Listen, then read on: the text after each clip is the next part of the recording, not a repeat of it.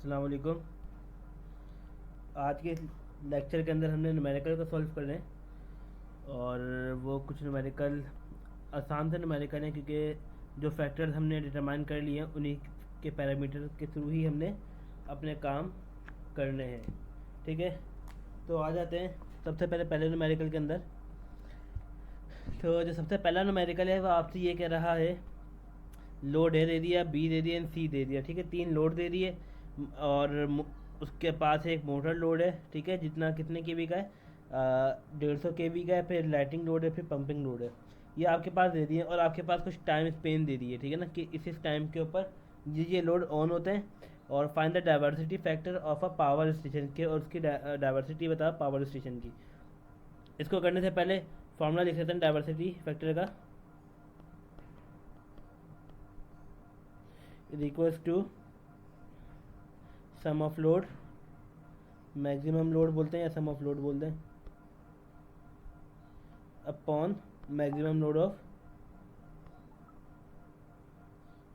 Of जिसकी निकाल रहे हैं वो लिखेंगे। किसकी निकाल रहे हैं? पावर स्टेशन, मतलब कि सिस्टम की। ठीक है, यहाँ पे ये लिख लिया। अब हमें निकालने का डाइवर्सिटी फैक्टर है, अभी ये भी अननोन है और ये भी अननोन है।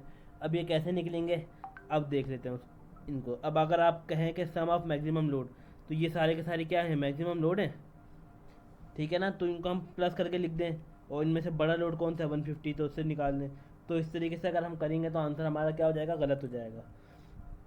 तो इसको करने के लिए हमें क्या करना पड़ेगा?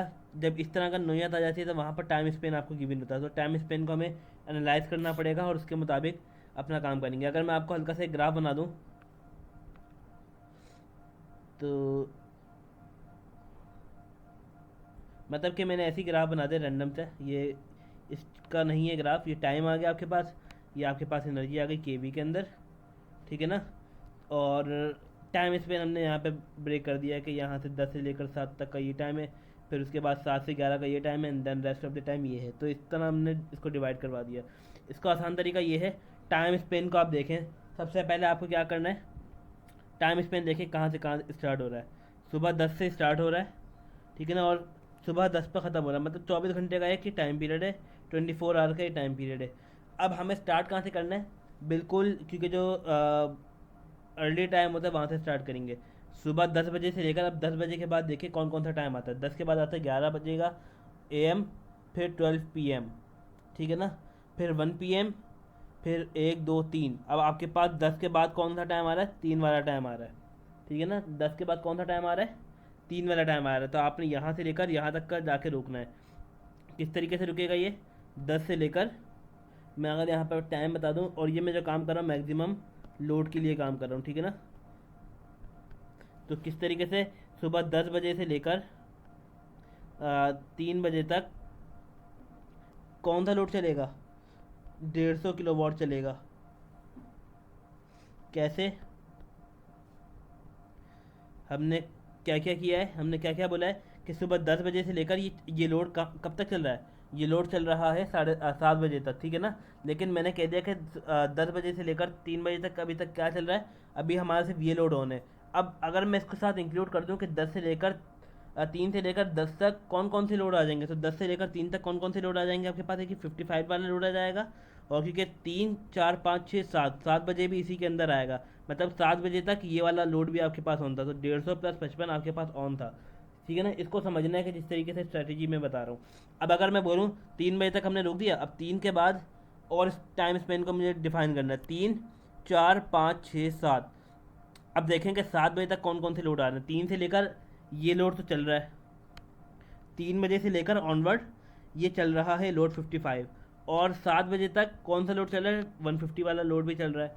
ठीक है ना, तो मैं यहाँ पे लिख दूंगा कि मेरा जो लोड है कौन सा वाला, जो 3 PM से चल रहा है कब तक? 7 PM तक। वो कौन कौन सा है? वो 150 वाला भी चल रहा है मेरा, और प्लस 55 वाला भी। तो 205 kV आ गया आपके पास। ठीक है ना, इस तरीके से आपको ये डिफाइन करना है जब भी टाइम आ जाएगा। अब आपने देखा कि आपने कहाँ तक काम कर लिया? 7 बजे तक का काम कर लिया। अब 7 बजे से लेकर 10 बजे तक कौन सा लोड ऑन है?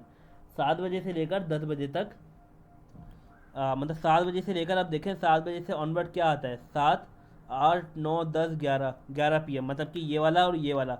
अब आपके पास कौन कौन से लोड ऑन है 7 बजे से लेकर, इस टाइम से समझे, इस टाइम से लेकर और 11 बजे तक कौन कौन से लोड ऑन है। तो आपने यहाँ पर एनालाइज किया कि आपके पास यहाँ पर 7 से 10 AM की बात करें, ऐसा बल्कि 7 से 10 तो खैर हमारे पास यही टाइम स्पेन आ रहा है ना, तो हम इसके अंदर एक लोड को नहीं हटाते, हम इसको मर्ज करके लिखना चाह रहे हैं ना। तो 7 से लेकर आप 10 तक चले जाएं, ठीक है ना। 7 PM से लेकर 10 PM तक आप जाएं, 7 बजे से 10 PM तक, 10 AM तक, ठीक है ना। AM आ जाएगा, PM तो ख़त्म हो जाएगा आगे जाके। तो AM तक आए तो आपके पास 50 वाला लोड चल रहा है और आपके पास एक 50 वाला लोड चल रहा है, 55 लोड चल रहा है, ठीक है ना। तो इस तरीके से हमने लिखना है अपना टाइम स्पेन को। तो यहाँ पर मैं लिख दूंगा 7 PM से 10 AM तक कौन कौन से लोड हैं, 55 + 50 105, ठीक है ना। अब एक टाइम स्पेन और देखना है। अब हमने 10 बजे तक की बात कर ली है, ठीक है ना। अब 10 बजे से लेकर, सुबह के 10 बजे से लेकर रात के 11 बजे तक कि कितना लोड आपका चल रहा है, ठीक है ना। अब ये लोड कितना चल रहा है आपने सिंपल यहाँ पे 55 लिख देना है, क्योंकि 10 बजे से लेकर 11 बजे तक आपके पास सिंपल ये लोड ऑन होगा, तो 55 आपने यहाँ लिख देना है।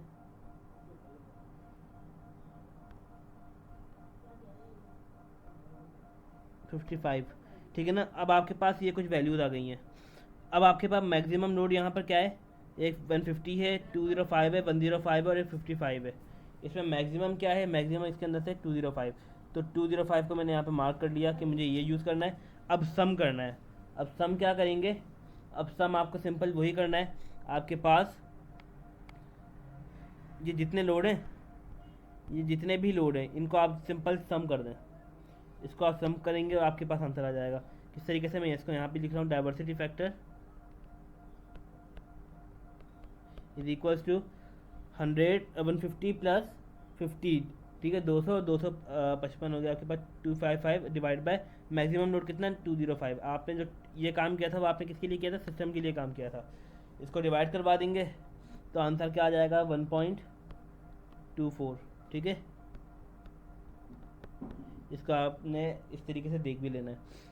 अब आ जाते हैं अगले न्यूमेरिकल के ऊपर।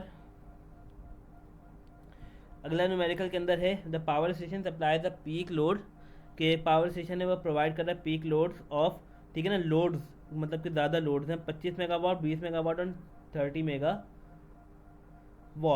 तो अब आपको करना क्या है यहाँ पर, अब आपको यहाँ पर निकालना है द एनुअल लोड फैक्टर। एक आपको एनुअल लोड फैक्टर आपको दे दिया गया है 0.6, द डाइवर्सिटी फैक्टर बता दिया गया है, डाइवर्सिटी फैक्टर भी दे दिया गया है। Calculate the energy supplied by power station in a year. आपको बताना है कि एनर्जी सप्लाइड करनी है इन अ ईयर, मतलब क्या, अगर आप फॉर्मूला से देखें आपको निकालना क्या, कैलकुलेशन के अंदर एनर्जी निकालनी है ना। तो एनर्जी आपको मिल जाएगी किसके अंदर, इन अ ईयर, या आपको लोड फैक्टर वाले फॉर्मूला में मिल जाएगी। तो आपने बस यहाँ पर हल्का सा लिख लेना है ताकि आपके माइंड में रहेगा कि मैंने ये काम कर लिया है, ठीक है ना। मतलब कि मुझे ये फॉर्मूला लाजमी चाहिए। अब आ जाते हैं क्या क्या चीज़ें गिवन है। अब आपके पास गिवन है पीक लोड्स, आपके पास क्या है गिवन है। तो कौन कौन से पीक लोड्स गिवन है आपके पास। अब पहले हम आप चाहें तो यहाँ पर एक घर बना लें, तो इस तरीके से कर सकते हैं, ठीक है ना। अब हमें निकालना है मैक्सिमम डिमांड, सबसे पहले निकालनी है, क्योंकि पीक लोड गिवन है।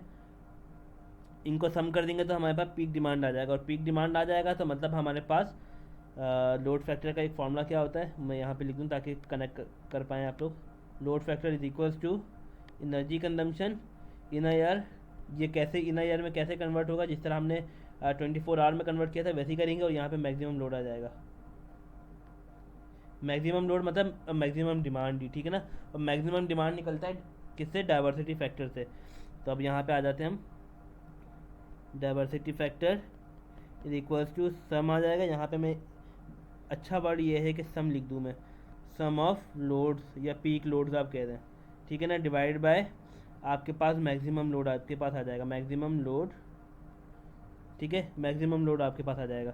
डाइवर्सिटी फैक्टर कितना है, 1.65, ठीक है, 1.65 है। और इनको प्लस करना है 25 + 20 विच इज इक्वल टू 45, 45 + 30 ये कितना हो जाएगा, 75। तो यहाँ पे आ जाते हैं, मैक्सिमम लोड चाहिए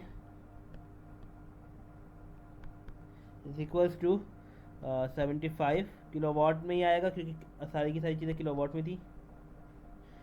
1.65, ठीक है। इसको जब डिवाइड करवाएंगे तो आंसर आएगा 45.45 केवी किलोवाट आ गया।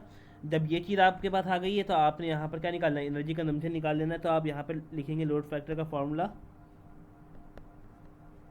क्या होता है एवरेज लोड। फॉर्मूला कैसे डेवलप होगा वो हम देख सकते हैं। मैक्सिमम लोड, मैक्सिमम लोड आपके पास है, लोड फैक्टर है, आपको निकालना क्या है, एनर्जी निकालनी है, ठीक है ना। तो एक साल में कितने महीने होते हैं, सॉरी एक साल में कितने दिन होते हैं, 365, ऐसा ही है। AVG multiply by 365 days upon, यही चीज़ आप यहाँ पे लिख दें एवरेज, सॉरी एवरेज लिख रहा हूँ मैं, मैक्सिमम आ जाएगा, मैक्सिमम लोड इंटू 365 डेज, ठीक है ना।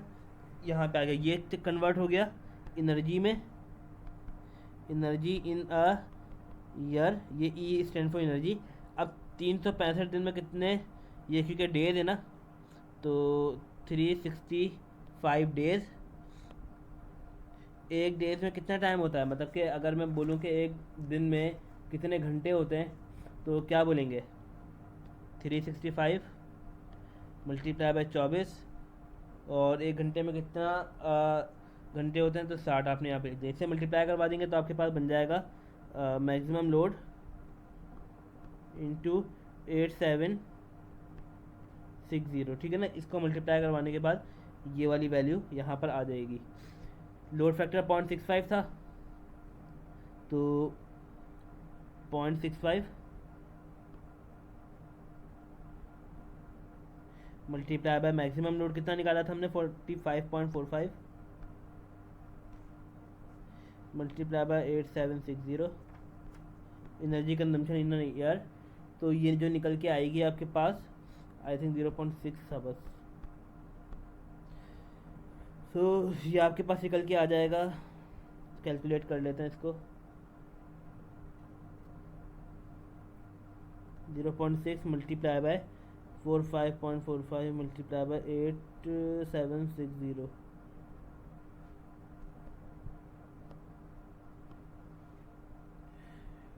238,885। तो 238,885 ये किस में हो जाएगा, किलोवाट, ठीक है ना। किलोवाट के अंदर था ना हमें जो चीज़ें गिवन थी, अच्छा नहीं मेगावाट के अंदर था, तो ये मेगावाट है, ठीक है ना। किलोवाट मैंने लिख दिया है यहाँ पर भी, तो ये मेगावाट है, मेगावाट। और इसी तरीके से ये भी फिर मेगावाट ही होगा, किलोवाट नहीं होगा, मेगावाट, ठीक है।